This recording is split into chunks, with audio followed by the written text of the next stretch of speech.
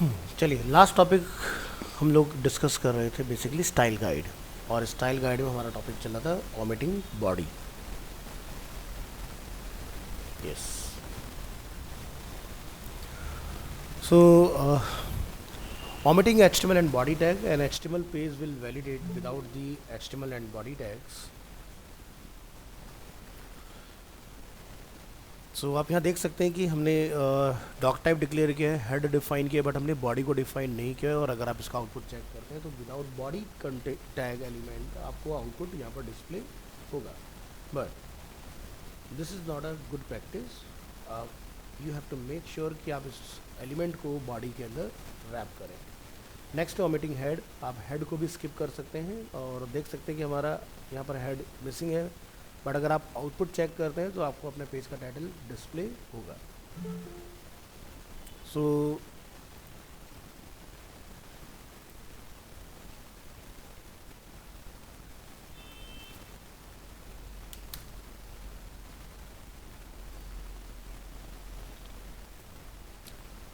यहाँ पर आप देखेंगे the HTML head tag can also be omitted. Browsers will add all elements before body to default head element. So अगर आप body से पहले जो भी डिफाइन करेंगे वो ऑटोमेटिकली हेड में ही कंसिडर किया जाएगा। So however we recommended using head tag because of SEO point of view से ये बहुत ज़रूरी है। Next, close empty HTML elements.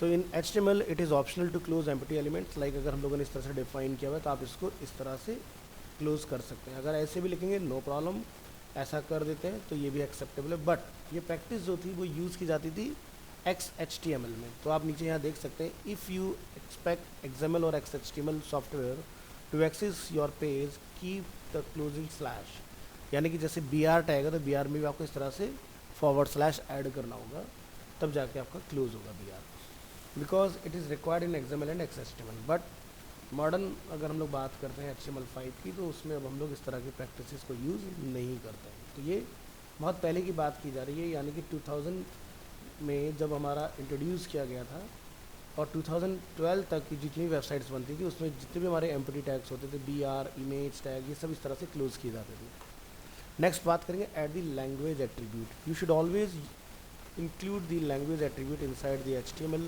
tag to declare the language of the back page. This is meant to assist search engine and browsers.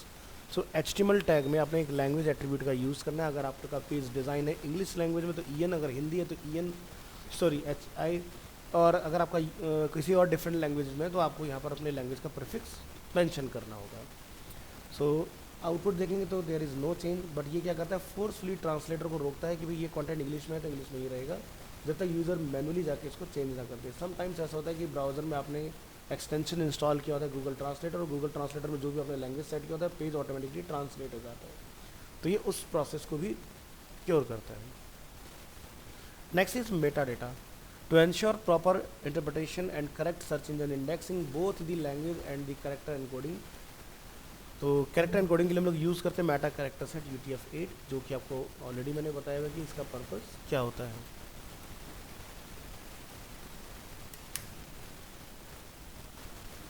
Should be defined as early as possible in the HTML document. तो head section के अंदर आपको ये ध्यान रखना है, जब हम लोग प्रोफेशनली काम कर रहे हैं फॉर लाइव पर्पसेस तो आपने कैरेक्टर सेट को इंक्लूड कर लेना है। ठीक है, तो character set, language attribute HTML tag में ये मैंडेटरी हो जाते हैं। नेक्स्ट आता है सेटिंग दी व्यू पोर्ट। सो अभी आप यहाँ देखेंगे हमने एक व्यू पोर्ट का भी यूज़ किया हुआ है। व्यू पोर्ट का काम क्या होता है, वेबसाइट को रिस्पॉन्सिव करना, और ये आप सीख चुके हैं कि नहीं लगाने से क्या डिफरेंसेस आते हैं और लगाने से क्या डिफरेंसेस आते हैं। सो टू एंड यहाँ पर हम लोग बात करते हैं setting the view port. The view port is the user visible area of a web page. It varies with the device. It will be smaller on a mobile phone on a computer screen. So you should include the following meta element in all your web pages. So इसका चलता है meta name equal to viewport, content equal to width equal to device width, और initial scale 1.2 मतलब 100%. So this gives the browser instruction on how to control the pages dimension and scaling. The width equal to device width, जो हम लोग यहाँ देख रहे हैं इसका काम क्या है, parts set the width of the page to follow the screen width of the device which will vary depending on the device. like tablet के लिए डिफरेंट होगा, मोबाइल के लिए डिफरेंट होगा, डेस्कटॉप लैपटॉप 4K स्क्रीन उनके लिए different होगा। Next है इनिशियल स्केल 1.0 पार्ट्स, जो यहाँ मेंशन है। Parts at the initial zoom level when the page is first loaded by the browser, तो मीन्स 1.0 मीन्स 100%। सो यहाँ पर एक टिप है आप लोगों के लिए, if you are browsing your page with phone और tablet you have to set meta viewport. और आज की डेट में टेक्निकल एसईओ के अंदर गूगल की तरफ से ये रिकमेंडेड है कि ये टैग आपका मैंडेटरी हेड सेक्शन के अंदर। नेक्स्ट हम बात करते हैं comments. Short comments should be written on one line like this. आप यहाँ से कमेंट की ओपनिंग करेंगे, क्लोजिंग करेंगे, इन बिटवीन जो भी आप डिस्क्लोज करना चाहते हैं वो आप यहाँ पर जाकर डिफाइन करेंगे। Comments that span more than one line should be written like this. तो आपने इस तरह से ओपन करना है, क्लोज करना है, और इन बिटवीन जितना भी आप कमेंट लिखना चाहते हैं मल्टी लाइन डिफाइन कर सकते हैं। Long comments are easier to observe if they are indented with 2 spaces. Next आता है using style sheet. Use simple syntax for linking to style sheets, the type attribute it is not necessary. So older practice में क्या होता था, जैसे हमें यहाँ पर लिखना पड़ता था लिंक रिलेवेंसी है हमारा स्टाइल शीट, HREF है स्टाइल डॉट CSS, देन हम लोग लिखते थे type equal to text CSS। So अब आज के इसमें HTML5 में हमें ये टाइप बताने की ज़रूरत नहीं होती है। सो इसका short CSS rule can be written compress like this. अगर आप चाहते हैं जो भी आप स्टाइल लिख रहे हैं, जैसे कि ये होता है आपका वेल स्ट्रक्चर्ड स्टाइल, अगर आप चाहते हैं कि आपका कोड ये फास्ट रेंडर हो तो आप इसको एक ही लाइन में इस तरह से डिफाइन करेंगे विदाउट स्पेस। सो जैसे कि हमारे पास पैराग्राफ के लिए हमने क्लास डिफाइन किया हुआ है intro, font family without space, यहाँ पर हम फॉन्ट का नेम डिफाइन करेंगे विदाउट स्पेस, हम लोग सेमीकोलन के बाद font name, then colon, again हमारे फॉन्ट का साइज़ कितना होगा वो हमने डिफाइन किया हुआ है।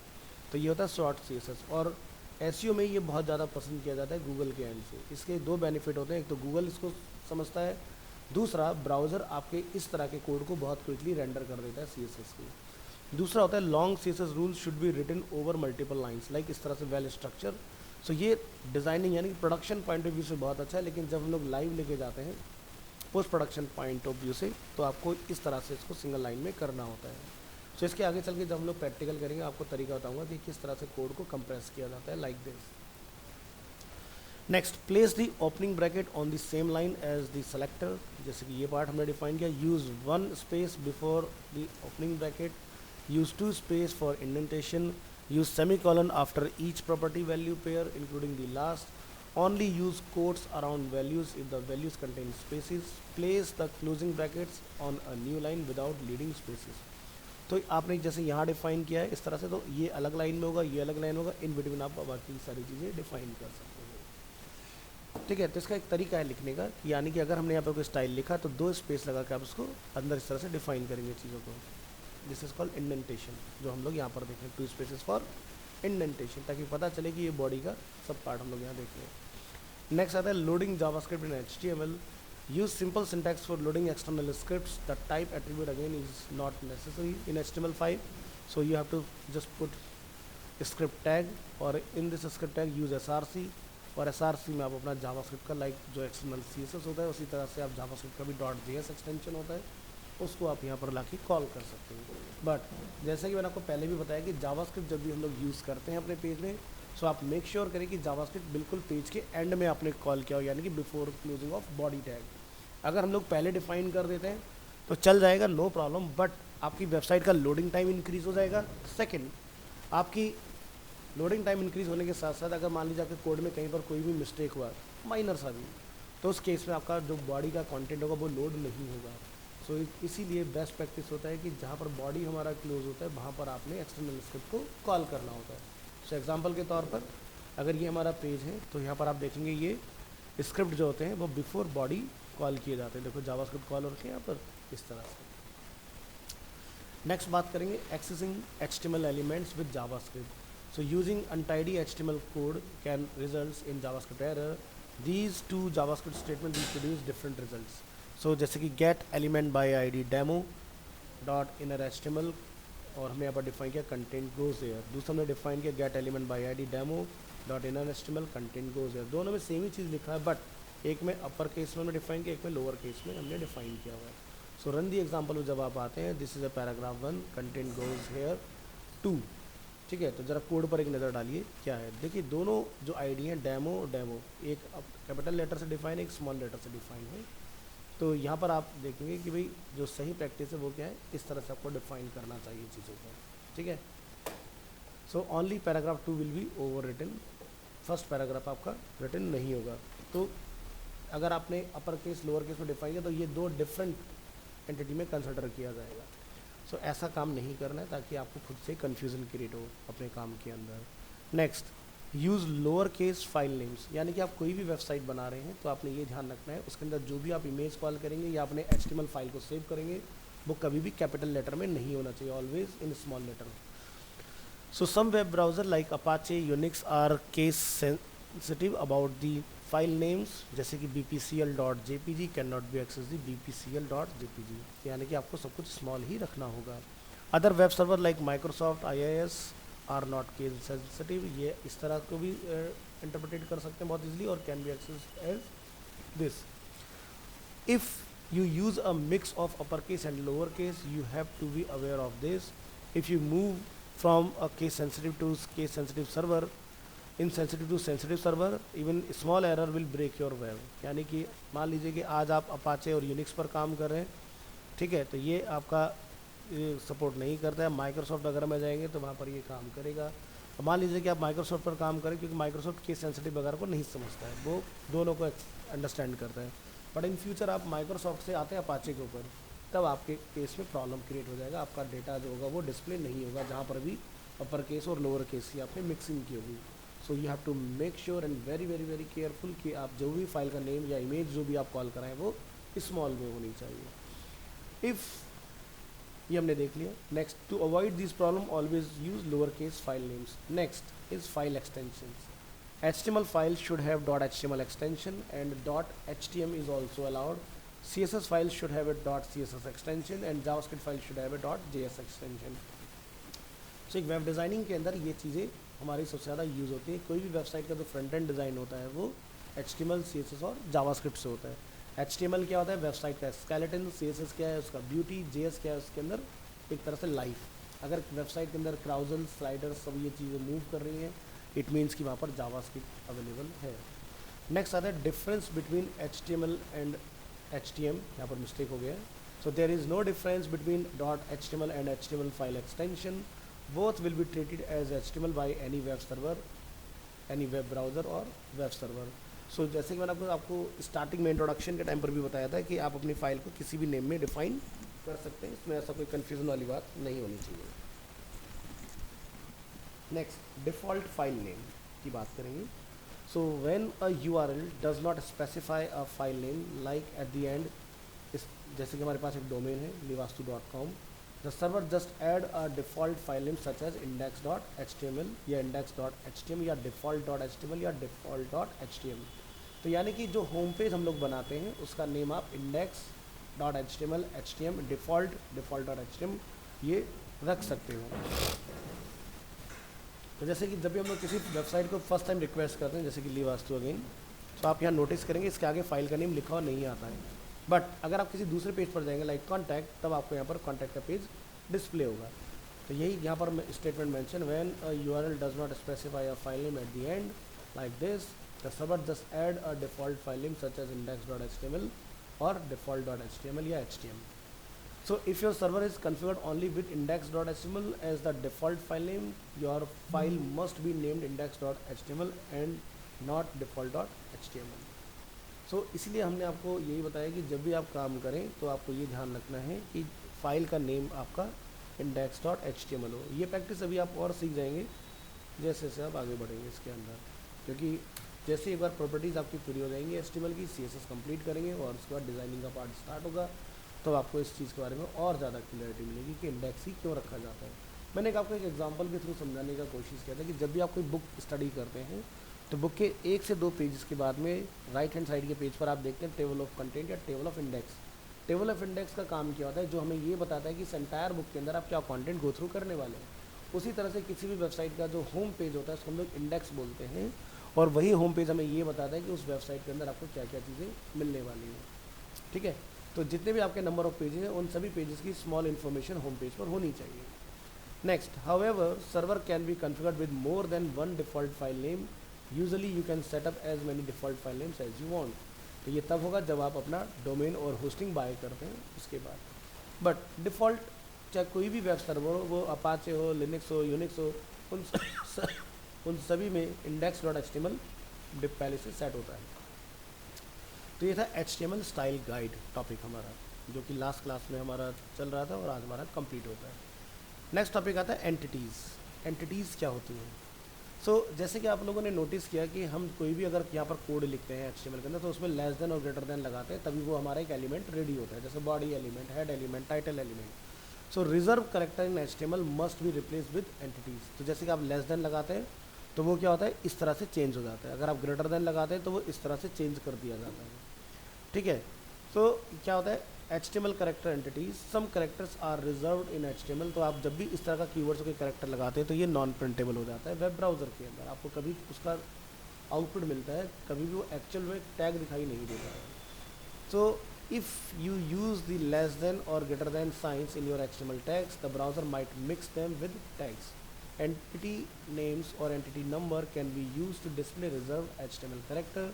Entity name look like this, जैसे कि M%, हमने NBSP सीखा था, नॉन ब्रेकिंग स्पेस, हमने सीखा था M%, जैसे कि यूरो सीखा था, पाउंड सीखा था, येन सीखा था, कॉपी सीखा था, ट्रेड सीखा था। ये सब क्या होता है, एंटिटी होती हैं। Entity number look like this, जैसे कि आपको मैंने एक करेंसी का सिंबल बना के दिखाया था इंडियन, तो हमने लिखा था M%#। तो नंबर्स की जब भी बात आएगी, अगर नेम की बात आएगी तो N% और सीधा आप यहाँ पर नेम लिख देंगे, जैसे कि कॉपी, तो कॉपीराइट बन गया। बट अगर हम लोग नंबर की बात करते हैं एंटिटी नंबर में, तो एंड के साथ में हैश का सिंबल आएगा। तो जैसे आपने यहाँ पर रुपीज़ का सिंबल अगर देख रहे हो, तो इसका जो अपना एक कोड यहाँ पर डला होता है, जो मैंने आपको स्टार्टिंग में बताया था। तो जैसे आप यहाँ जाओगे तो यहाँ पर आपको देखने के लिए मिल जाएगा 8377, इसका हमने कोड यहाँ पर डाला हुआ है। तो नंबर के केस में हैश आपको ऐड करना है, और अगर आप लेस देन ग्रेटर देन का सिंबल बना रहे हैं तो आप यहाँ पर सिंपल इस तरह से इसको चला सकते हो। तो ये देखो M%LT से लेस देन, M%GT से ग्रेटर देन। तो ये इस तरीका होता है। To display a less than sign we must write M%LT for less than, for greater than M%GT, और you can also use M%60 for less than. Entity names are easier to remember than entity number, क्योंकि number confuse करते हैं, तो आपको name के form में बहुत easily याद हो जाते हैं। बात करते हैं non breaking space. A commonly used HTML entity is the non breaking space. A non breaking space is a space that will not break into a new line. So two words separated by a non-breaking space will stick together, not break into a new line. This is handy when breaking the words might be disruptive. Example हमने यहाँ पर लिखा है, जैसे mister Smith, यहाँ पर हमने लिखा है यूरो, यहाँ पर हमने लिखा है येन। अगर हम लोग यहाँ से इसको जाके Ctrl+U प्रेस करते हैं तो आप यहाँ पर इसको देख सकते हैं। तो हमने क्या लिखा, मिस्टर, बीच में हमें स्पेस चाहिए, तो हमने क्या लगाया M%NBSP। बट जैसे कि आपको पता है HTML सिंगल स्पेस को सपोर्ट करता है, बट यहाँ पर हमने NBSP को क्लियर करने के लिए यहाँ पर इसको डिफाइन किया हुआ है।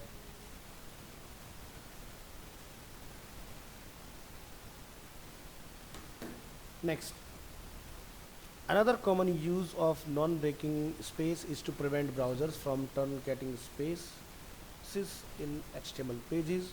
If you write 10 spaces in your text, the browser will remove 9 of them to add real space to your text. So you can use the NBSP character entity. इसका लाइन का मतलब क्या हो कि मान लीजिए कि आपने मिस्टर स्मिथ के बीच में 10 टाइम स्पेस बार से स्पेस लगा दिया, तो ब्राउज़र सिंगल स्पेस को कंसिडर करेगा, 9 स्पेसेस को वो रिमूव कर देगा ऑटोमेटिकली, क्योंकि ब्राउज़र अंडरस्टैंड नहीं करता है मल्टीपल स्पेस को, ब्राउज़र अंडरस्टैंड करता है NBSP को। रिजल्ट की हम लोग बात करेंगे, अगर आपको स्पेस अचीव करना है, जिसको हम बोलते हैं नॉन ब्रेकिंग स्पेस, तो उसका नेम होता है NBSP। नंबर की बात की जाए तो ये होता है M%#160। लेस देन की बात की जाए तो M%LT होता है, और इसका नंबर में कोड होता है M%60। इसी तरह से ग्रेटर देन GT M%, जो हम लोग एंड का सिंबल लगाते हैं, तो आपके कीवर्ड में एंड का सिंबल होता है, बट लगाना नहीं है, आपने उसको AMP से प्रोड्यूस करना है या फिर नंबर के थ्रू। इसी तरह से डबल कोट आप चाहते हैं तो आपको कोट लिखना है, सिंगल कोट आप चाहते हैं तो अपॉस्ट्रोफी लगाना है आपने, सेंट का सिंबल बनाना है तो सेंट लिखिए, पाउंड का सिंबल बनाना है तो पाउंड लिखिए, यहाँ मिस्टेक हो गया, येन के सिंबल के लिए येन, यूरो के लिए आप यूरो डिफाइन करेंगे, कॉपीराइट के लिए कॉपी, रजिस्टर के लिए रजिस्टर। इन सभी के नंबर्स यहाँ पर अवेलेबल हैं, जिसकी हेल्प से ये चीज़ें आप बना सकते हैं। तो किसी भी सिंबल को प्रोड्यूस करने के लिए नेम और नंबर, आप दोनों में से किसी की भी हेल्प ले सकते हो। बट अर्लियर जैसे कि हमने यहाँ पर डिस्कस किया कि नंबर्स याद करना आसान नहीं होता है, आपको नेम इजीली याद हो जाते हैं।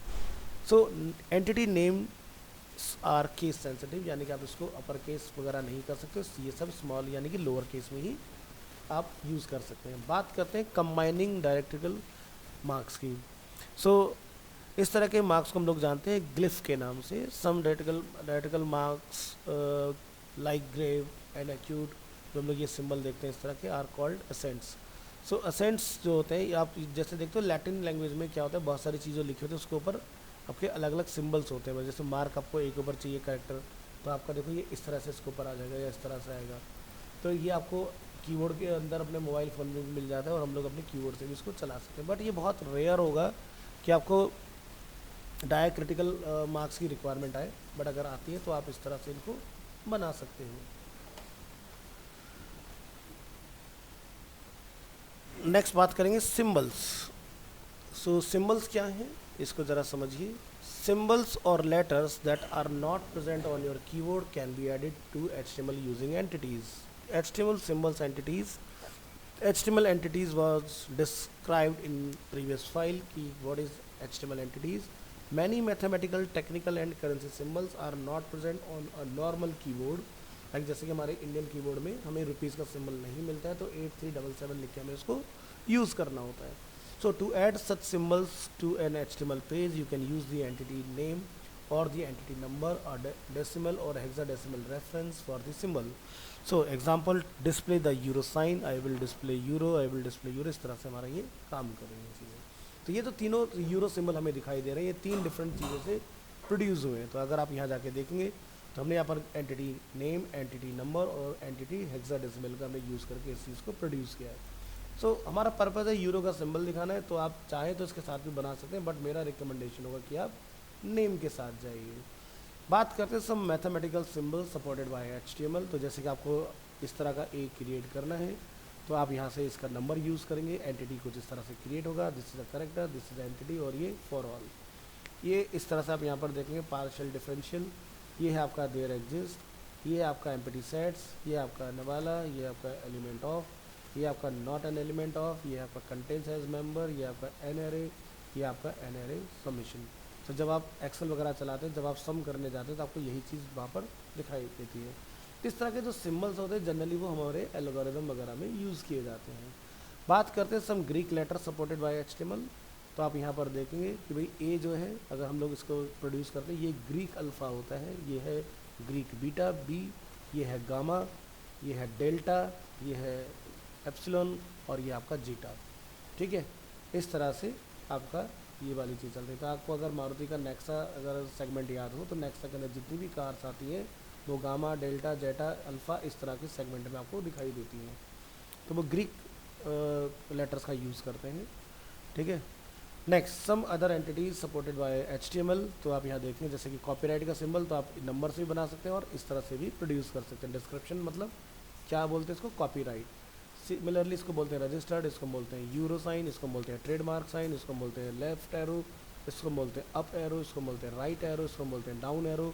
इसी तरह से आप यहाँ से स्पेड, यहाँ से क्लब, यहाँ से हर्ट, यहाँ से डायमंड, जो भी शेप प्रोड्यूस करना चाहते हैं ये आप इन नेम के थ्रू या नंबर्स के थ्रू प्रोड्यूस कर सकते हो। नेक्स्ट बात करते हैं HTML में इमोजीज़ की। सो इमोजीज़ के लिए भी अब यहाँ पर HTML5 में आपको मिल जाता है control. Emojis are character from the UTF-8 character set. तो जैसे कि मैंने यहाँ पर अब स्माइली और लाफ का मैंने यहाँ पर डाला हुआ है। सो आप यहाँ देख सकते हैं इमोजीज़ डिफरेंट नंबर से डिफरेंट टाइप ऑफ इमोजी हम लोग यहाँ पर अचीव कर सकते हैं। तो बात करते हैं इमोजीज़ होता क्या है। इमोजीज़ लुक लाइक इमेज और icon but they are not. Look like हैं बट इमेज नहीं होते हैं। They are letters character from the UTF-8 Unicode character set. UTF-8 covers almost all of the characters and symbols in the world, जितने भी होते हैं आपके। So the HTML character set attribute to display an HTML page correctly, a web browser must know the character set using in the page. So इसके लिए हम लोग earlier discuss already कर चुके हैं। मेटा कैरेक्टर सेट UTF-8 हमें incorporate करना होता है अपने हेड सेक्शन के अंदर। So this is specified in the meta tag. If not specified, UTF-8 is the default character set in HTML. So UTF-8 characters क्या क्या होते हैं, जैसे as many UTF-8 characters cannot be typed on a keyboard, but they can always be displayed using numbers called entity number. So जैसे A is 65, B is 66, C is 67, यानी कि हमें लगता है हम कीबोर्ड से ABC तो टाइप करते हैं, कंप्यूटर को ABC की कमांड जाती है, बट इनको हम बोलते हैं की स्ट्रोक। यानी कि ब्राउज़र जब भी आप कोई बटन प्रेस करते हैं तो ब्राउज़र के पास एक की स्ट्रोक पहुँचता है, जिससे वो अंडरस्टैंड करता है कि आपने क्या प्रेस किया है।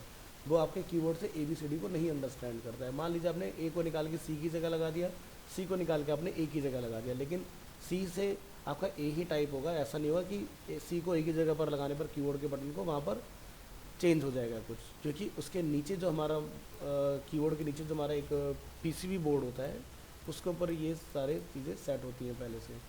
सो एग्जांपल के तौर पर अगर हम चाहते हैं कि हमें यहाँ पर आई विल डिस्प्ले ABC, तो you have to put here 65, 66, 67, और जब आप यहाँ से इसका आउटपुट देखेंगे तो आप ये देखिए एक नॉर्मल ABC जो हमने कीबोर्ड से टाइप किया है, और दूसरा जो हम लोगों ने एंटिटी से टाइप किया हुआ है, इस तरह की चीज़ें। Next, the meta character set UTF-8 element defines the character set. The characters A, B and C are displayed by the number 65, 66 and 67. To let the browser understand that you are displaying a character, you must start the entity number with &#। देखिए name होगा तो ampersand चलेगा, अगर name और number दोनों है तो यहाँ पर आपको इस तरह से डिफाइन कर लेना है। End it with semicolon, this is called an entity reference. बात करते हैं इमोजीज कैरेक्टर्स की, तो emojis are also characters from the UTF-8 alphabet. So यहाँ पर हम लोग देख सकते हैं इसको, इसका जो अगर मैं टाइप करना है कोड &# 128516, तो आपका ये सिंबल प्रोड्यूस होगा। 128525 तो ये सिंबल बनेगा। 128151 अगर आप टाइप करते हैं तो ये सिंबल बनेगा। सो डॉक टाइप हम लोग यहाँ पर अगर देखें कि माई फर्स्ट इमोजीज इज़, तो हम लोग अगर यहाँ जाके देखते हैं तो देखिए ये हमारा सिंबल बन के रेडी हो गया। अब आप इसको कितना भी जूम कीजिए, ये पहली चीज़ पिक्सलेट नहीं होगा। क्यों? क्योंकि ये इमेज की तरह दिखता है बट ये होता नहीं है। Next, since emojis are characters they can be copied, displayed and sized just like any other characters in HTML। So आप यहाँ देख सकते हैं हमने फॉन्ट साइज़ को इंक्रीज़ किया, तो देखिए ये बहुत ईजिली स्केल अप हो रहे हैं यहाँ पर।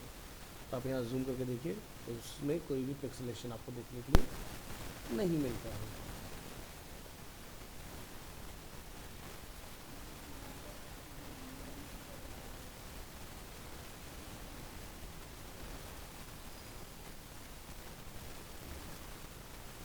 नेक्स्ट टॉपिक पर आते हैं इमोजीज के बाद।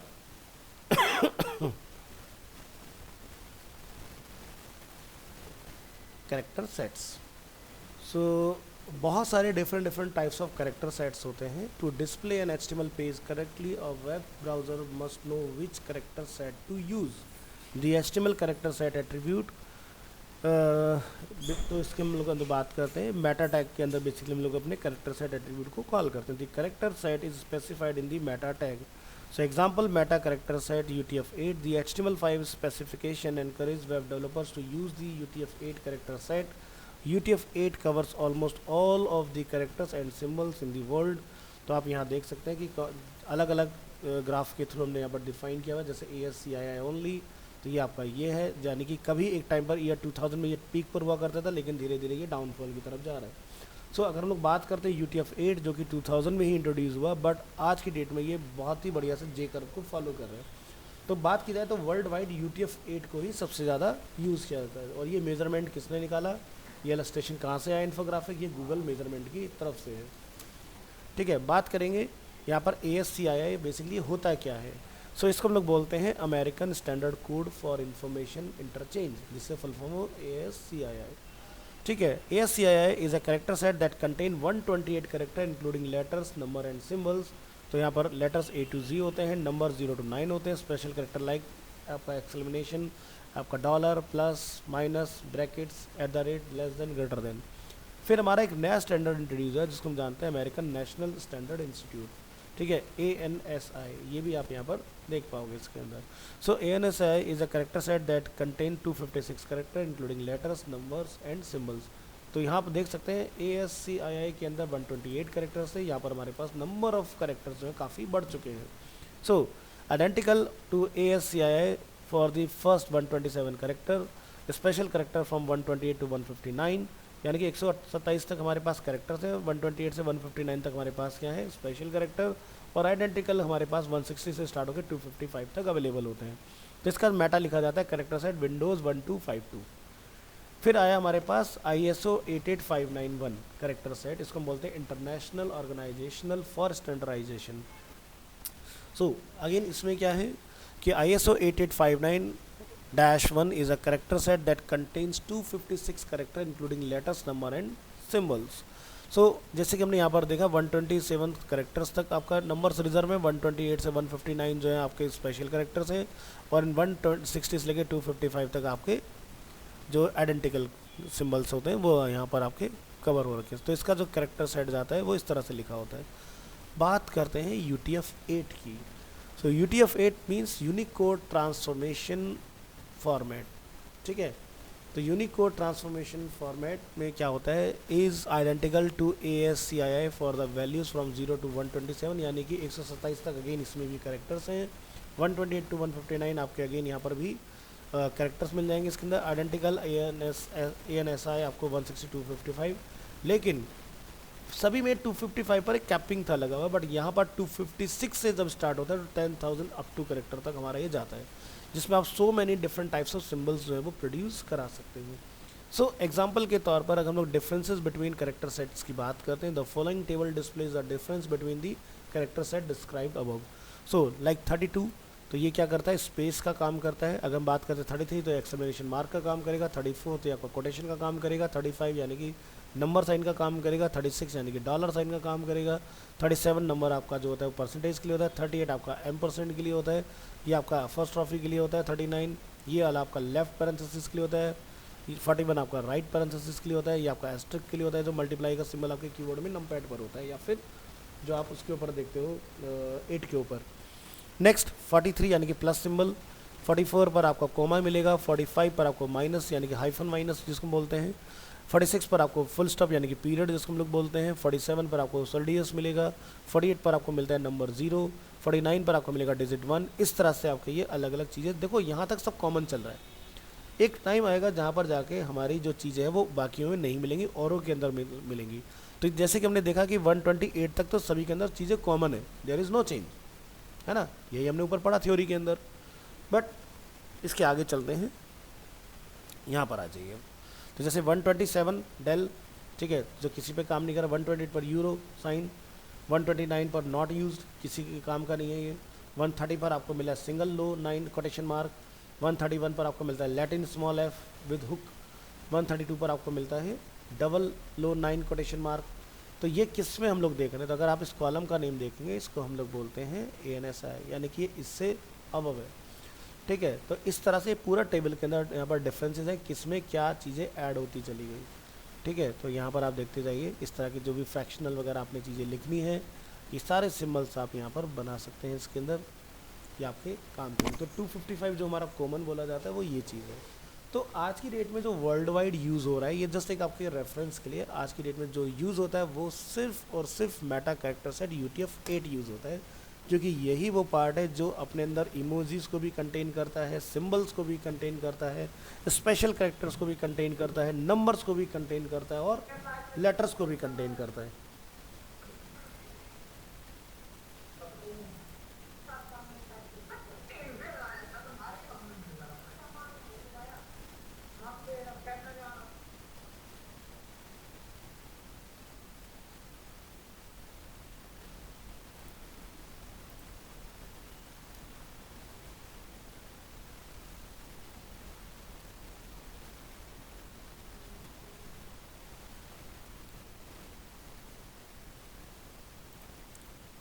चलिए, तो ये था हमारा टॉपिक एनकोडिंग। आगे बढ़ते हैं। URL एनकोडिंग, अब हम लोग URL की बात करेंगे। सो अ URL is another word for a web address, जिसको हम जानते हैं यूनिफॉर्म रिसोर्स लोकेटर के नाम से। A URL can be composed of words, example arena animation -india.com, और एन इंटरनेट प्रोटोकॉल जिसको हम लोग जानते हैं IP एड्रेस इन शॉर्ट बोलते हैं। और एड्रेस जो होता है हमारा एग्जांपल के लिए IP एड्रेस को बोल करते हैं, जैसे कि 198 192 168 1.1। So most people enter the name when surfing because names are easier to remember than numbers. So जैसे कि हर एक वेबसाइट का अपना खुद का एक IP एड्रेस होता है, तो आप वेबसाइट को उसके नेम और उसके आईपी एड्रेस दोनों से ही एक्सेस कर सकते हो। बट आपको नेम, जैसे कि मैंने बताया कि अगर हम लोगों ने एंटिटी का टॉपिक डिस्कस किया, तो एंटिटी याद करना ज़्यादा आसान है, एंटिटी नंबर याद करना काफ़ी कॉम्प्लिकेटेड हो जाता है। ठीक है, सो वेबसाइट को बहुत कम लोग, यानी कि जो सर्वर एडमिनिस्ट्रेटर होता है, DBMS मैनेजर होते हैं, वो लोग आईपी से यूज़ करते हैं, अदरवाइज जनरली आप अपने नेम से ही चलाना प्रेफर करते हैं। बात करते हैं यूनिफॉर्म रिसोर्स लोकेटर में डिटेल में। So web browser request pages from web server by using a URL. A uniform resource locator URL is used to address a document or other data on the web. A web address like, जैसे कि हमने यहाँ पर define किया, arenamultimedia.com, India से हम लोग access कर रहे हैं, इंग्लिश लैंग्वेज है, कोर्सेज की कैटेगरी में हम लोग गेमिंग इमर्सिव डिज़ाइन कैटेगरी के अंदर हम लोग यहाँ पर एक्सेस कर रहे हैं advance programming game design. So follows this syntax rule. तो यहाँ पर इसका स्कीमा जो होगा, पहला क्या है, प्रीफिक्स, प्रीफिक्स के बाद आपका होता है डोमेन, डोमेन के बाद आपका होता है पोर्ट, पोर्ट के बाद होता है आपका पाथ, पाथ के बाद होता है आपका फाइल नेम। सो इनको ज़रा डिटेल में समझते हैं एक एक चीज़ को कि स्कीम, ये prefix, domain, port, path, file name क्या होता है। सो एक्सप्लेनेशन इज, स्कीम डिफाइन करता है, defines a type of internet service most common in HTTP और HTTPS। तो जब भी आप किसी साइट को विजिट करते हैं, लेट्स से ली वास्तु, अगर मैं यहाँ लिखता हूँ तो यहाँ पर आपको ओनली डोमेन नेम दिखाई देता है, बट अगर आप इसको कॉपी करके अगर दोबारा से एड्रेस में पेस्ट करते हैं तब आपको यहाँ दिखाई देगा HTTPS। So this is called scheme. Next आता है prefix, defines a domain prefix default for HTTP is www। But आज की डेट में URL बहुत लेंदी ना हो जाए, तो जब आप इसको विजिट करते हो ओनली डोमेन नेम आपको दिखाई देता है, बट आप यहाँ पर इसको अपने सर्वर पर जाके कॉन्फ़िगर कर सकते हो कि HTTPS के बाद www आएगा या नहीं। तो इसको हम लोग क्या बोलते हैं, प्रीफिक्स। नेक्स्ट आता है डोमेन, जो कि आप यहाँ देख रहे हैं, this is a domain name livastu.com। So defines the internet domain name like arenaanimationindia.com. Next is port, defines the port number at the host, default the HTTP port is 80। Port 80 से ही generally आपका जो web होता है वो communicate करता है। ठीक है, नेक्स्ट आता है path, defines a path at the server if omitted the root directory of this site. ठीक है, तो पाथ आपको बताना बहुत ज़रूरी है, जैसे कि डोमेन नेम /index.html, बट जैसे कि अभी हम लोग प्रीवियस फाइल में अंडरस्टैंड कर चुके हैं कि अब आपको index.html दिखाई नहीं देता है, बाय डिफ़ॉल्ट आपको इंडेक्स पेज ही खुलेगा। हाँ, अगर आप इंडेक्स के अलावा किसी दूसरे पेज पर जाते हैं तब आपको अपना पेज का नेम पता चलता है। अगर ऐसा नहीं हुआ तो क्या होगा, यहाँ पर आपके फोल्डर खुल जाएगा, आपकी सारी फाइलें खुल जाएंगी कि आपने क्या क्या यहाँ पर सर्वर में रखा हुआ है। ठीक है, तो ये ध्यान रखना है हमें पाथ के बारे में। नेक्स्ट आता है file name, define the name of a document और रिसोर्स, जैसे कि हमने यहाँ पर डॉक्यूमेंट अपना ओपन किया, contact page like this. So बात करेंगे common URL schemes, the table below list some common scheme like HTTP, जिसको हम लोग जानते हैं hyper text transfer protocol, common web pages not encrypted. Next आता है HTTPS, जिसको हम जानते हैं secure hyper text transfer protocol के नाम से, और इसको हम लोग बोलते हैं इनक्रिप्टेड। एक मिनट का, हाँ जी, तो HTTP और HTTPS ये आपके दो प्रीफिक्स होते हैं। तो जब तक हमारा सिक्योर, यानी कि जब तक वेबसाइट्स में लॉगिन साइनअप के फीचर्स नहीं आए थे तब तक हमारा चलता था ओनली HTTP। आज की डेट में अगर आप किसी भी साइट पर लॉगिन साइनअप करने जाते हैं या कोई पेमेंट करने जाते हैं, so you have to make sure कि आपका वहाँ पर HTTPS होना चाहिए। अगर आपकी वेबसाइट पर HTTPS नहीं होगा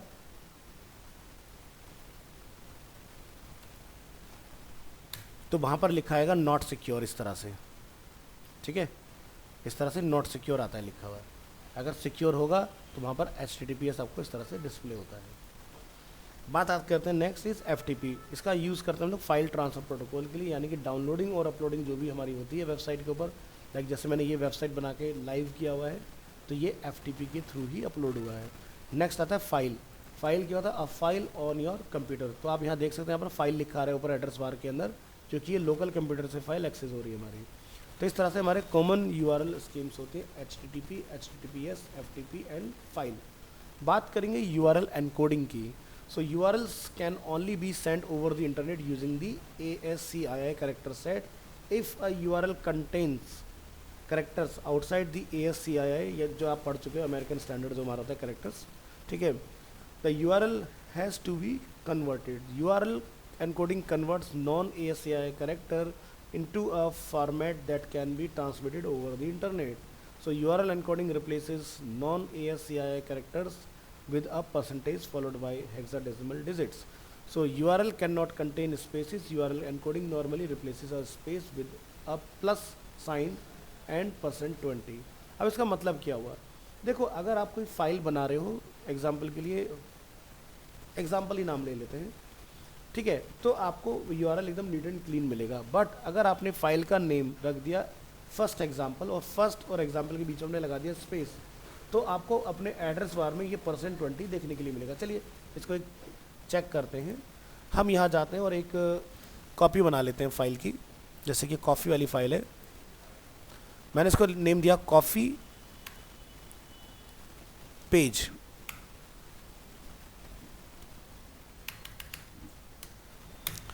नोटिस कीजिए वेब ब्राउज़र में आपको कॉफ़ी और पेज के बीच में %20 दिखाई दे रहा होगा।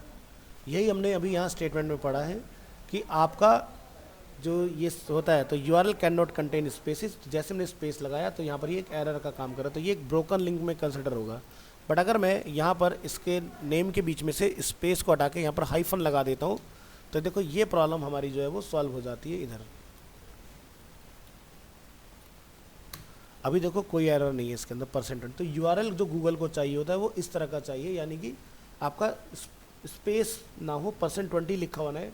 कि अगर URL में %20 लिखा हुआ आएगा तो वो एक बैड प्रैक्टिस में काउंट किया जाता है। नेक्स्ट एक और चीज़ का हमें ध्यान देना है, हमने यहाँ पर डिस्कस किया प्लस सिंबल को। तो प्लस सिंबल बेसिकली कब यूज़ होता है, मान लीजिए कि आपने यहाँ पर सर्च किया क्वेरी अरीना, बाकी सब हटा देते हैं, तो यहाँ पर आप देखेंगे एकदम प्रॉपर आपको एड्रेस बार में कहीं पर भी कोई प्लस का सिंबल नहीं दिखाई दे रहा होगा, ध्यान से देखिए एड्रेस बार में। बट अगर मैं लिख देता हूँ बाई मिस्टेक यहाँ पर अरीना एनिमेशन, अब आपका जो स्पेस होगा देखो वो अरीना प्लस एनिमेशन कंसिडर हो रहा है इस तरह से, ठीक है ये चीज़। तो ये आपका होता है URL एनकोडिंग। तो जैसे कि search example, so if you click submit, the browser will URL encoded the user input before is sent to the server. A page at the server will display the received input, try some other input and click submit button। तो जैसे मैंने यहाँ पर लिखा heart of stone and हमने click किया यहाँ से सर्च के ऊपर, तो देखो मेरा डेटा तो सर्च हुआ है लेकिन URL में क्या लिखा रहा है, heart plus of plus stone, ठीक है इस तरह से। बट अगर मैंने इसको लिखा होता है अपने पेज के ऊपर कुछ इस तरह से without space heart of stone, अब आप अगर इसको सर्च करते हैं तो ये देखिए यहाँ पर आपको सीधा एक ही क्वेरी दिखाई देगा, और अब अगर आप इसको क्लिक करेंगे तो ये आपका देखो ऊपर कोई प्लस का सिंबल नहीं आ रहा है। तो गूगल ये कहता है स्पेस लगा लगा के सर्च मत करो, आप वन गो में सीधे लिख दो, मैं सीधे ढूंढ के आपको बता दूंगा कि आप क्या ढूंढना चाह रहे हैं। नेक्स्ट बैक करते हैं यहाँ से। ASCII American Standard Code for Information Interchange Encoding Examples, your browser will encode input according to the character set unused in your page. The default character set in HTML5 is UTF-8। तो जैसे कि आपको euro का symbol produce करना है तो आप लिखेंगे %80, ये अपना %80 में इसको कंसिडर करेगा, तो ये ब्राउज़र इसको इस तरह से इंटरप्रेट करता है। आप लिखते हैं यहाँ पर जैसे कि विंडोज 32 में अगर हम लोग विंडोज़ में अगर हम लोग बात करते हैं 1252 के अंदर, तो आप लिखेंगे %A3, UTF-8 उसको बनाता है इसी सेम सिंबल को इस तरह से। तो ये एनकोड होती हैं बेसिकली चीज़ें, तब जाके आपको आउटपुट में दिखती है। तो बहुत सारी चीज़ें प्रोसेस हो जाती हैं, आपको लगता है कि HTML आपने लिखा सीधा आउटपुट आ गया, नहीं, इंजन जो होता है आपका ब्राउज़र का वो बहुत सारी चीज़ों को रियल टाइम में अपडेट कर रहा होता है, तो जिससे आपको फाइनल आउटपुट डिस्प्ले होता है। नेक्स्ट हम लोग बात करेंगे HTML वर्सेस XHTML। इसको जस्ट समझना है क्योंकि अब XHTML यूज़ नहीं होता है। अर्लियर जैसे कि मैंने आपको बताया कि ये 2000 में बेसिकली इंट्रोड्यूस हुआ और 2014 तक मैक्सिमम लोगों ने इसको यूज़ किया। तो उसके बाद फिर ये प्रैक्टिस में नहीं रहा जब HTML5 को गूगल ने ऑफिशियल कर दिया, W3C ने ऑफिशियल कर दिया इस चीज़ को। So XHTML is a stricter, more XML based version of HTML. What is XHTML? इसको हम लोग जानते हैं, XHTML की फुल फॉर्म होती है Extensible Hypertext Markup Language. XHTML is a stricter, more XML based version of HTML. HTML defined as an XML application. XHTML is supported by all major browsers. Why XHTML? XML is a markup language where all document must be marked up correctly, be well formed. So XHTML was developed to make HTML more extensible and flexible to work with other data formats such as XML. In addition, browsers ignores errors in HTML pages and try to display the website even if it has some errors in the markup. So HTML comes with a much stricter error handling. सो पहले के time में जैसे कि मैंने आपको बताया था कि जब हम लोग वेबसाइट्स बनाते थे, जब HTML इंट्रोड्यूस हुआ 1999 में HTML4, तब बहुत सारी प्रॉब्लम्स स्टार्ट हुई, अलग अलग ब्राउज़र में अलग अलग रिजल्ट आते थे। तो ईयर 2001 में W3C ने इंट्रोड्यूस किया HTML 1.0, जिसकी हेल्प से हमारी प्रॉब्लम सॉल्व हुई कि भाई आपका रिजल्ट मेजर ब्राउज़र्स में एक जैसा आना स्टार्ट हो। बट ये 100% नहीं था, बट मैं ये कह सकता हूँ कि 70% प्रॉब्लम जो थी हमारी सॉल्व हो चुकी थी इसके अंदर। Next, the most important differences from HTML। तो जैसे कि हम लोग यहाँ पर देखते हैं, आप आज की डेट में यहाँ पर लिखते हैं इसको इस तरह से, doc type the XML attribute in HTML is mandatory, HTML head title and body are mandatory. आप इनको बाईपास नहीं कर सकते थे। मॉडर्न HTML5 के अंदर अगर आप हेड को हटा देते हैं काम चल जाता है, बॉडी को हटा देते हैं काम चल जाता है, लेकिन XHTML में ऐसा नहीं होता था। Element must always be properly nested, यानी कि ऐसा नहीं कि आप किसी को किसी के अंदर डाल दें। जो एक स्ट्रक्चर है, हेड के अंदर टाइटल, टाइटल के अंदर टाइटल की वैल्यू, वो प्रॉपर तरीका होना चाहिए। Element must always be close, यानी कि अगर आपने इमेज टैग का इस्तेमाल किया तो इमेज टैग एंड में यहाँ पर फॉरवर्ड स्लैश लगा के क्लोज करना पड़ेगा आपको। Element must be always in lower case, आप अपर केस नहीं लिख सकते थे।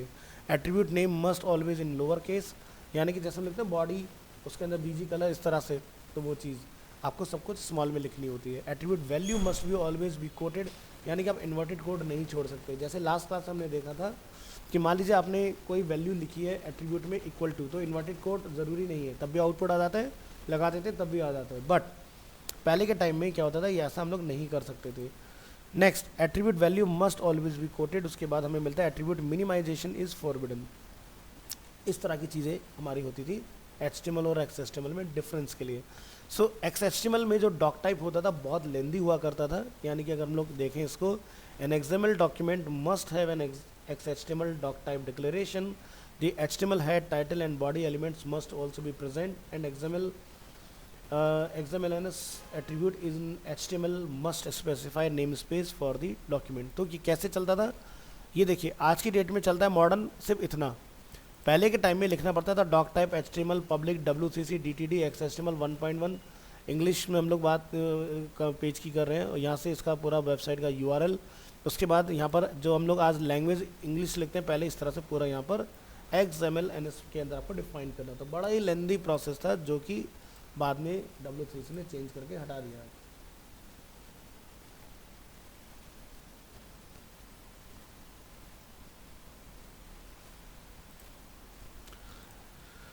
Next, XHTML elements must be properly nested. In XHTML, elements must always be properly nested within each other like this. तो आप यहाँ पर जैसे कि बोल्ड टैग से स्टार्ट करते हैं तो बोल्ड टैग एंड में क्लोज होगा, ये नहीं कि बोल्ड पहले बंद कर दिया देन उसके बाद में टैली का आपने बंद कर दिया। तो रॉन्ग क्या हो जाता है कि आपने बोल्ड को पहले किया टैली को बाद में किया, तो ये रॉन्ग मेथड है, ये करेक्ट मेथड है ऊपर वाला। इसी तरह से XML elements must be always be close. तो यानी कि अगर आपने देखा होगा लास्ट क्लास में हमने जब पढ़ा था स्टाइल के नाम से जो टॉपिक था HTML स्टाइल्स, तो अगर हम लोग पैराग्राफ को ओपन करते हैं लेकिन क्लोज नहीं करते हैं तो HTML5 आउटपुट दे देता है। बट XHTML के अंदर ऐसी मिस्टेक आप नहीं कर सकते, यानी कि ये वाली प्रैक्टिस बिल्कुल भी एक्सेप्टेबल नहीं है XHTML के अंदर। XHTML empty elements must always be close. Like जैसे BR है तो BR इस तरह से क्लोज होगा, हॉरिजॉन्टल रूल है तो ऐसे क्लोज होगा, इमेज है तो इस तरह से क्लोज होगा, ये करेक्ट वे है। रॉन्ग क्या था, ये वाला तरीका। बट HTML5 इस मेथड पर चलता है, इस मेथड को एक्सेप्ट नहीं करता, ठीक है। नहीं सॉरी, XHTML में ये क्लोज करना ज़रूरी था, HTML5 में आप क्लोज करें, अगर ऐसा लिख देते तो भी चलेगा, ऐसा लिख देते तो भी चलेगा, ये गलत में कंसिडर नहीं होगा। बट XHTML में ऐसा होता था। XHTML elements must be in lower case, तो यानी कि जो भी आप टैग यहाँ लिखेंगे वो लोअर केस होने चाहिए, अपर केस में आप नहीं लिख सकते। इसी तरह से एट्रीब्यूट का जो भी नेम होगा वो आपका स्मॉल में होगा, तो ये करेक्ट है। अगर आपने इस तरह से लिखा तो ये गलत है। XML attribute value must be coated, यानी कि आपने अगर वैल्यू को इस तरह से कोट में डाला हुआ है इन्वर्टेड कोट के अंदर तो ये सही है, अगर आपने डायरेक्ट लिख दिया तो ये गलत है। Attribute minimization is forbidden, the in XHTML attributes minimization is forbidden. Like जैसे एग्जाम्पल के तौर पर करेक्ट और रॉन्ग मेथड की हम लोग बात करते हैं, जैसे input type check box, name equal to vehicle, ID equal to vehicle, value equal to car और checked equal to checked. But गलत क्या हो जाता है कि अगर आपने चेक्ड को इस तरह से डायरेक्ट चेक्ड लिख दिया तो ये गलत हो गया। तो XHTML में डिसेबल्ड इक्वल टू डिसेबल्ड लिखा जाता था, और HTML5 जो होता है वो ऐसे भी एक्सेप्ट कर लेता है और इस तरह से भी एक्सेप्ट करता है। तो HTML5 में ये वाली प्रैक्टिस यूज़ होती है, ना कि ये वाली प्रैक्टिस। बट अगर ऐसे चला दोगे तो कोई एरर वाली बात नहीं है। This is called minimization. ठीक है, validate HTML with the W3C validator. तो आपको अगर अपने पेज को वैलिडेट करना है तो आप यहाँ जाइए, अपने वेब पेज का नाम बताइए, वैलिडेट दी पेज पर जाइए और आपका वैलिडेशन देखिए यहाँ से स्टार्ट हो जाएगा। अगर इस पेज में कोई एरर होंगे, वार्निंग होंगी, तो आपको यहाँ पर सारे एरर्स वगैरह जो हैं वो दिखने स्टार्ट हो जाएंगे। देखो सब कुछ यहाँ पर ओके चल रहा है, ग्रीन जो होता है मतलब ओके का पार्ट होता है। ठीक है, अगर कहीं एरर होता है तो वो इस तरह से आता है। तो देखो इसमें क्या गलती है, इमेज यूज़ हुआ लेकिन ALT का यूज़ नहीं हुआ। ठीक है, element is missing required attribute SRC। ठीक है, तो यहाँ पर क्या लिखा, डेटा SRC लिखा है, SRC का इसमें सही से इस्तेमाल नहीं हुआ है, तो ये करेक्ट करने की ज़रूरत है इसके अंदर। तो इस तरह से हम लोग अपने पेज के अंदर लाइव एरर भी पता लगा सकते हैं कि क्या एरर हमारे पेज में जनरेट हो रहे हैं।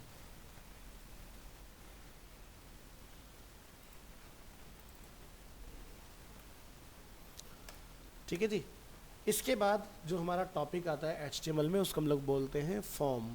ठीक है, तो फॉर्म की बात करेंगे, कर लेंगे हम लोग, और यहाँ से हम लोग डिस्कस करेंगे अपना फॉर्म वाला टॉपिक।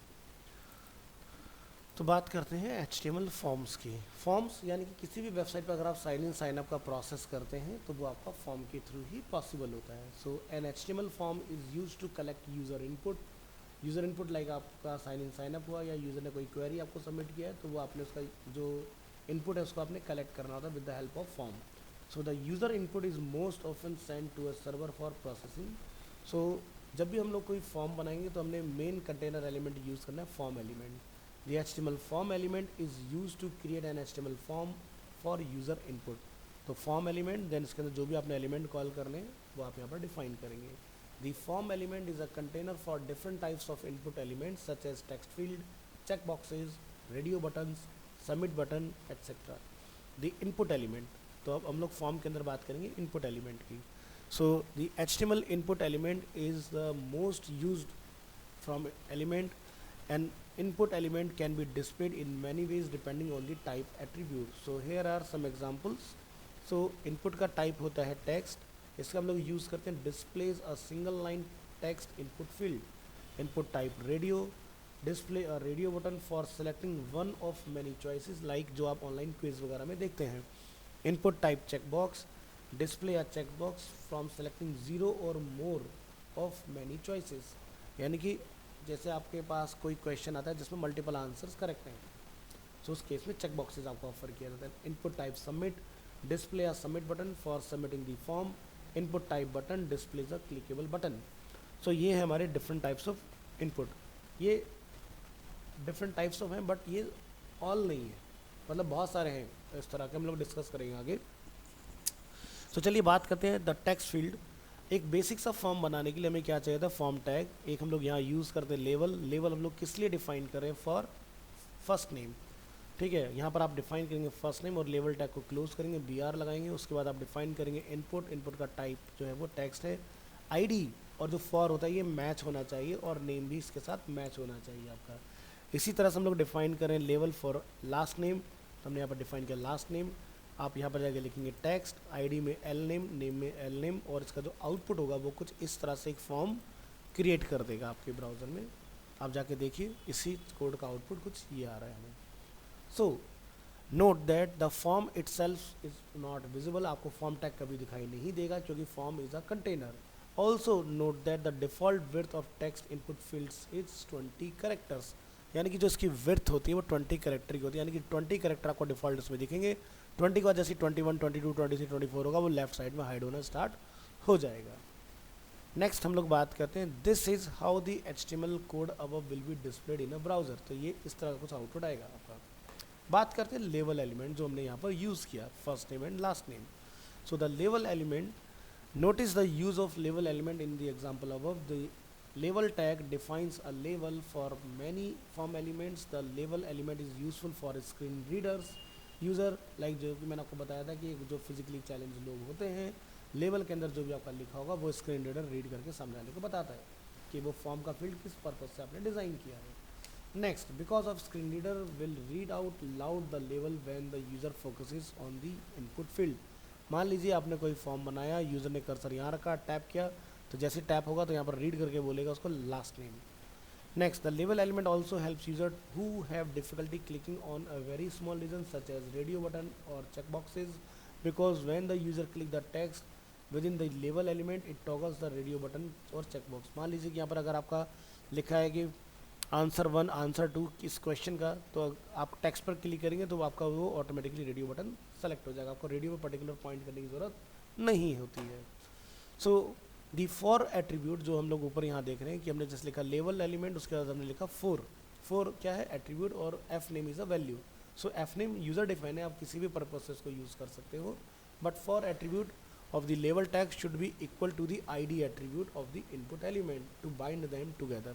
तो जैसे कि आपने यहाँ नोटिस किया, मैंने आपको बोला था कि फॉर में जो भी आप लिखेंगे वो आईडी में मैच होना चाहिए, तभी इसकी बाइंडिंग आपस में एक दूसरे के साथ बनती है.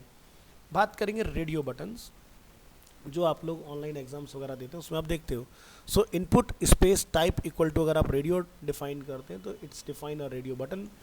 Radio button lets a user select one of a limited number of choices. For example, आप एक ऐसी वेबसाइट पर जहाँ पर आप साइन अप कर रहे हैं और आपको चॉइस दिया जाता है select your gender like male female and other, तो आप वहाँ पर तीनों में से कोई एक ही चूज़ कर सकते हैं, मल्टीपल आप सबमिट नहीं कर सकते उस केस में. तो ये मैंने आपको एग्जांपल बताया था. तो जैसे कि एग्जांपल यहाँ हम देखेंगे, choose your favourite web languages. हमने बनाया input type radio, ID is HTML, name favourite language है और वैल्यू क्या है HTML.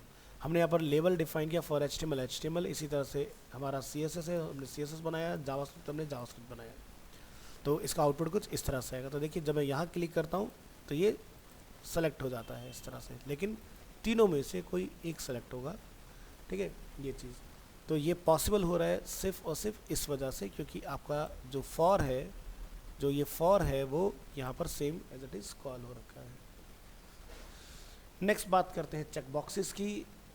The input type checkbox defines a checkbox. Checkboxes let a user select 0 or more options of a limited number of choices. तो यहाँ पर जैसा आप देखेंगे बाइक, कार, बोट, तो अगर हम लोग यहाँ पर जाके इसको लाइव चेक करेंगे इसका आउटपुट, तो हमें इसका रिजल्ट पता चल जाएगा. नेक्स्ट आता है दी सबमिट बटन. सबमिट बटन क्या काम करता है कि भाई आपने यहाँ जाके लिखा, जैसे कि अरीना, हम यहाँ लिखते हैं एनिमेशन. जब आप इसको सबमिट करेंगे, ठीक है, तो ये देखो ऊपर URL में आपको दिखाई देगा F name equal to Arina and last name equal to animation. ठीक है, तो डेटा आपका एक पर्टिकुलर पेज के ऊपर इसने सबमिट कर दिया इस तरह से.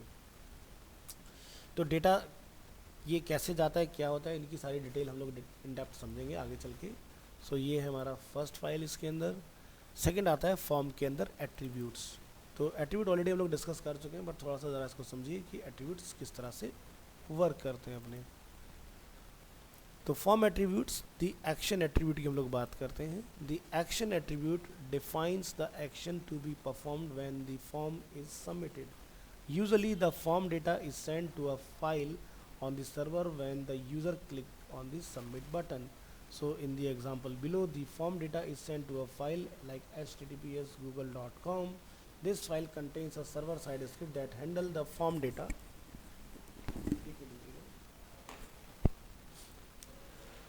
So अगर हम लोग इस फॉर्म का स्ट्रक्चर ध्यान से देखें तो कंट्रोल यू प्रेस करेंगे और हमने यहाँ पर क्या लिखा, फॉर्म के अंदर हमने एक एट्रीब्यूट यूज़ किया विच इज़ एक्शन, और एक्शन के अंदर हमने एक URL पास किया https www.google.com. सो जैसे यूज़र कोई इनपुट अपना डालेगा फर्स्ट नेम और लास्ट नेम के अंदर, और जैसे यहाँ से सबमिट बटन को प्रेस किया जाएगा, डेटा जो है वो गूगल में सबमिट होगा. तो चलिए ट्राई करेंगे यहाँ से. जैसे कि मैं लिखता हूँ अरीना अगेन एनिमेशन, और जैसे आप सबमिट करते हैं तो डेटा देखिए यहाँ पर आपको URL में ऊपर दिखाई दे रहा होगा अरीना एनिमेशन इस तरह से.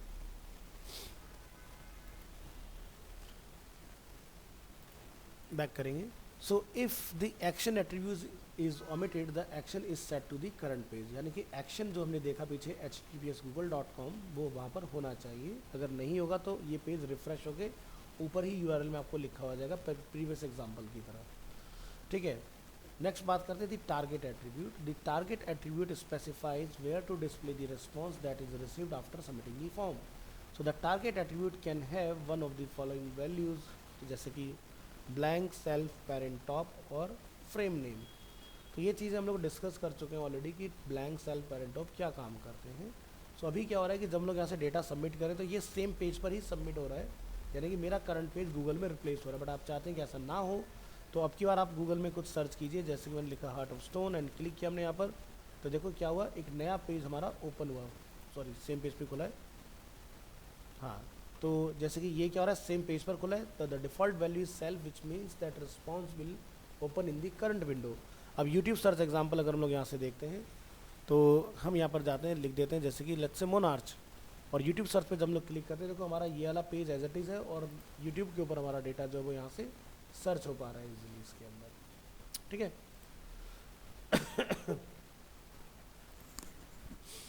सो द मेथड एट्रीब्यूट की अगर हम लोग बात करें, the method attribute specifies the HTTP method to be used when submitting the form data. The form data can be sent as URL variables with method get. तो by default जो हमारा method होता है वो होता है गेट, और as HTTP post transaction with method post होता है आपका। So default HTTP method when submitting the form data is get. तो बाय डिफ़ॉल्ट गेट होता है, तभी क्या हो रहा है कि जैसे हम लोग यहाँ से कुछ भी सबमिट करें वो यहाँ पर जाके गेट हो जा रहा है डेटा, ठीक है। अगर मैं पोस्ट कर दूंगा तो पोस्ट काम नहीं करेगा। पोस्ट सिर्फ तभी काम करता है जब आप डेटा जहाँ आप सबमिट करें उस प्रॉपर्टी पर आपका राइट हो। यूट्यूब पर मेरा कोई राइट नहीं है, गूगल पर मेरा कोई राइट नहीं है, तो इसलिए आप वहाँ पर ये चीज़ें नहीं कर सकते हो। बात करते हैं नेक्स्ट। तो जैसे कि आप यहाँ देखेंगे, मैंने यहाँ पर लिखा अरीना और एनिमेशन, और हमने यहाँ से सबमिट किया, तो आप देख सकते हैं यहाँ पर डेटा में एफ नेम और एल नेम के अगेंस्ट डिस्प्ले हो रहा है। बट अगर हम लोग यहाँ से लिखते हैं अरीना और एनिमेशन पोस्ट मेथड के अंदर, तो आपको गूगल के ऊपर एक एरर दिखाई देगा। क्या लिखा था, 405 that's an error, the request method post is inappropriate for the URL। सो आप गूगल के ऊपर पोस्ट नहीं चला सकते हो, क्योंकि आप गूगल से डेटा गेट करते हो, ना कि गूगल में डेटा देते हैं आप, ठीक है। So notes on get appends the form data to the URL in names and value pairs. तो जैसे कि आपने प्रीवियस एग्जाम्पल में देखा कि जैसे हमने यहाँ से डेटा सबमिट किया, वो हमें URL में पेयर में दिखाई दे रहा है कि फर्स्ट नेम के अगेंस्ट क्या है और लास्ट नेम के अगेंस्ट क्या है हमारे पास। Next statement, never use get to send sensitive data like submitted form data is visible in the URL। मान लीजिए कि आपने यहाँ पर एक पासवर्ड का फील्ड बनाया हुआ है, तो जैसे आप सबमिट करोगे तो URL में आपका पासवर्ड भी लिखा हुआ आ जाएगा, और आपके बाद जो भी उस कंप्यूटर पे काम करेगा वो हिस्ट्री में जाके बहुत इजीली पता लगा सकता है कि आपने प्रीवियस एक्टिविटी जो की है उसमें आपने क्या काम किया है, ठीक है। नेक्स्ट क्या है, the length of a URL is limited, यानी कि अगर हम लोग गेट मेथड का यूज़ करते हैं 2048 कैरेक्टर्स ही हम लोग अपने URL में सबमिट कर सकते हैं। गाइस एक मिनट दीजिएगा। तो एक और लिमिटेशन जो हमें यहाँ पता चला कि जब भी आप कोई डेटा सबमिट करेंगे तो इस एड्रेस बार में 2048 कैरेक्टर से ज़्यादा का डेटा आप गेट के अंदर सबमिट नहीं कर सकते हैं। Useful for form submission where a user want a bookmark the result, ठीक है। जैसे कि हमने यहाँ से कोई डेटा सबमिट किया और आप चाहते हैं कि ये चीज़ यहाँ पर बुकमार्क कर ली जाए इस तरह से, तो क्या होगा, आपका ये बुकमार्क हो गया। हमने इसको बोला गूगल बुकमार्क, ताकि मैं इसको ईजिली ढूंढ भी पाऊँ। अब क्या होगा, मैं इसको यहाँ से बैक कर लेता हूँ, और जब भी आप यहाँ से जाके बुकमार्क्स के अंदर इसको फाइंड आउट करेंगे, वेयर इज बुकमार्क यस, तो यहाँ पर हमने एक गूगल बुकमार्क के नाम से बनाया हुआ है। तो जैसे आप इसको क्लिक करेंगे तो देखिए ऑटोमेटिकली मेरा इन्फॉर्मेशन यहाँ पर डिस्प्ले हो रहा है मुझे इस तरह से। नेक्स्ट हम लोग बात करेंगे गूगल बुकमार्क के बाद, नेक्स्ट है get in good for non secure data like query string in Google. तो जैसे कि आप गूगल में कुछ क्वेरी कर रहे हैं, आपने लिखा जैसे हार्ट ऑफ स्टोन वगैरह, जैसे मैंने ऊपर सर्च करके आपको दिखाया ये वाली चीज़, तो ये उसके लिए ठीक है। तो आपकी क्वेरी जो होगी वो यहाँ पर आप इसको स्टोर करा सकते हो। तो बट कभी भी किसी फॉर्म के अंदर sensitive information, sign in sign up, payment information, इसके लिए हम लोग गेट मेथड का यूज़ नहीं करते हैं। बात करते हैं गेट वर्सेस पोस्ट में। So post append the form data inside the body of HTTP request and submitted form data is not shown in the URL। Next, the second largest advantage is post has no size limitation and can be used to send large amount of data। यानी कि किसी website में आप देखते हो एक form field में दिया जाता है मल्टी लाइन टेक्स्ट फील्ड, जिसको हम लोग कमेंट की तरह से यूज़ करते हैं। तो जितनी लंबी कहानी आप लिख के सबमिट करना चाहो कर सकते हो, बट ये काम गेट पे नहीं होता है, क्योंकि यहाँ पर कैरेक्टर लिमिटेशन होता है, यहाँ पर अनलिमिटेड डेटा भेज सकते हो। Next, form submission with post can not be bookmark. Like आपने कई बार साइन अप किया, लॉगिन किया, उसका डेटा कभी भी बुकमार्क नहीं किया जा सकता है। तो टिप क्या है आपके लिए, always use post if the form data contain sensitive और पर्सनल इन्फॉर्मेशन। ये में ध्यान रखना है।